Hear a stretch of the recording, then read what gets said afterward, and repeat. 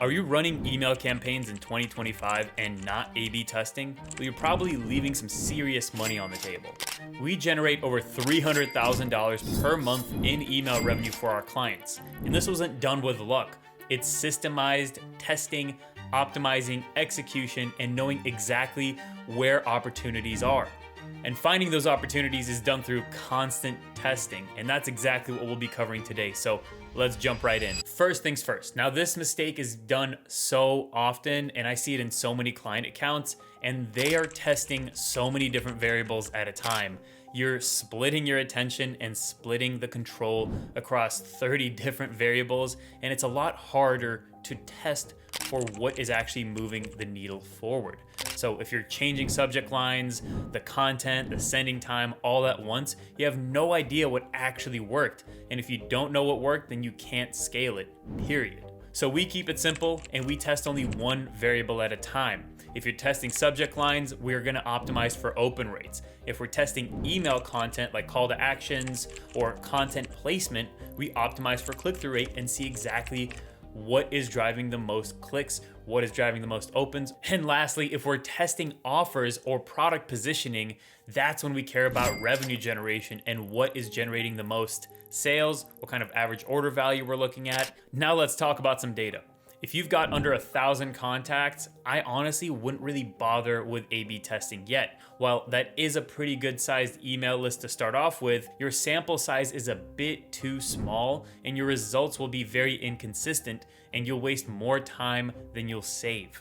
And that's not to say you shouldn't test subject lines or send times, that's still very important, but you can get a lot more granular when you hit over that 1,000 or 2,000 or 3,000 contact threshold.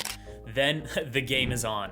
That's when A/B testing starts to actually matter and drive the needle. So when you have 20% increases, it's not only $20, it's $200 and so on and so forth. Now the kicker is Klaviyo makes it stupid simple for you to run these tests. And I'll show you exactly how to set up these A/B tests right now in Klaviyo. So this is typically what we see in the Klaviyo account when we start to run A/B tests for different campaigns. Now, the first thing is, when you're confirming this email message, you want to click create an A/B test. A/B test 1 for the subject line, just to create that, create A/B test. And now you see a completely different window. So you can test two different types of things. You can test the content or test the send time. Now, we typically want to run content as its own thing first, and then move on to the send time next, because that is the most important thing. So when we're testing for content, you can see that we have two different variations immediately pop up. We have campaign variation name A, so we can just do A variation, and then we can just include whatever the email is. And then we can do B variation. And here is where it makes it super easy. We just change the subject line, change the subject line. Now, if we're testing for different call to actions and different offers, we can just simply go and edit the specific email itself. So let's say we don't want this to be brown, we want this to be purple. Even though it doesn't match the branding, we're just gonna make it purple for the sake of it. So now when you're going through the testing, you can see that variation A still has the orange, and the B variation has the purple now. So that is how you can make it very easy to test out different things. Now, when you're setting up these actual tests, you can see that we want to test for different things. So whether it's open rate or click-through rate. So let's say we're testing out the different content, we'll focus on the click rate itself. And here is the test percentage. So percentage of recipients that will randomly receive one of these variations. So we have 100%. And 50, it's split 50-50. And you can also do track links separately in each variation if you wanna do that. You can take a smaller sample size and then expand it to the rest of the list. So in the beginning, if you wanna have only 50% of your audience actually test for which variation works better, it'll take a 25% pocket and send it to test number A.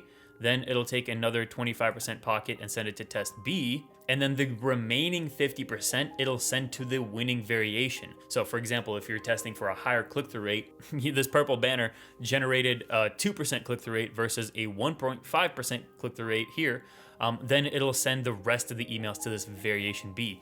Makes it so much easier. And the higher the contacts you have, the more playing around you can do. So let's say if you have 100,000 contacts, then you can only just test out a 10% portion of your audience, and that limited amount of data can actually boost the rest of the 90% of the audience that you're actually running this to. Now, the next thing is those send times. Now, when it comes down to the send time, you can do this here within like the A/B test setup where you can send half of it at 1 a.m. and then the other half of it at 2:15 p.m., whatever dates you want to run it or whatever time you want to run it. But there's an easier way where Klaviyo does it completely automatically for you without having to worry about constantly running A/B tests on when you're going to be sending emails. And we call that the smart send test timing. When you're going through the normal campaign setup process, you simply just click next. So one thing you want to do when you're running this, you want to make sure that you have smart sending on, and then you go next, schedule your send. And here we want to click smart send time. And once you run these tests, you have to go through first, create a test, name the test, and you want to do an exploratory send, which sends out a bunch of messages over a 24-hour period to see during what specific times the actual emails generate the most amount of revenue, the most amount of clicks, or the most amount of opens. So it's up to you to decide on what you want to test for. And when it comes down to it, once you have your exploratory send done, you have to do this over a 3-week process and do this for, I believe, 5 to 10 different email campaigns once you're above 10,000 contacts. Now that you've done this, all you have to do now is just click on the actual test that you want to run. So smart send test time. And for us, it shows that you have a 10 p.m. to 2 a.m. recipient focus time being sent. That means most of our people engage, buy, and click during 10 a.m. or 10 p.m. and 2 a.m., which is very contradictory in some cases, but every time we send out during a focus send time, we have the most amount of revenue generated for our campaigns. And when we test for things, we want to break things down in order of operations. So when you think about it, the entire email journey as a whole, from not only your end, but also the customer's end, is broken down into steps. So when it comes down to it, it's the open, so whatever gets the most opens, then whatever gets the most clicks, then what gets the most purchases, and those are the 3 main things you want to look out for. So what gets the most opens comes down to subject lines and send times. What gets the most clicks comes down to the call to actions and offer variations.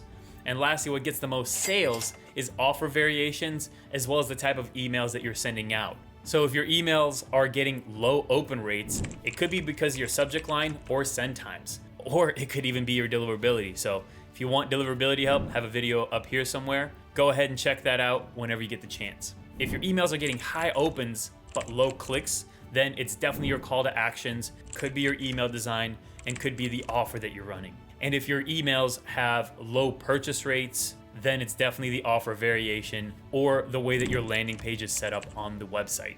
So the goal of this is to not overthink it. Just keep it simple, test one variable at a time, and test through the funnel. Test the subject line, the send time, the content, the offer, the landing page, one at a time. And once you found your winning formula, then you can consistently replicate the results that you've gotten consistently. I've seen way too many brands get stuck in the analysis mode and never actually test their emails. Meanwhile, we're out here shipping 2 to 3 tests per week per client, collecting data and optimizing fast. So just rule out the guesswork and start testing. It takes only a few minutes to set up, and it makes so much more revenue down the road.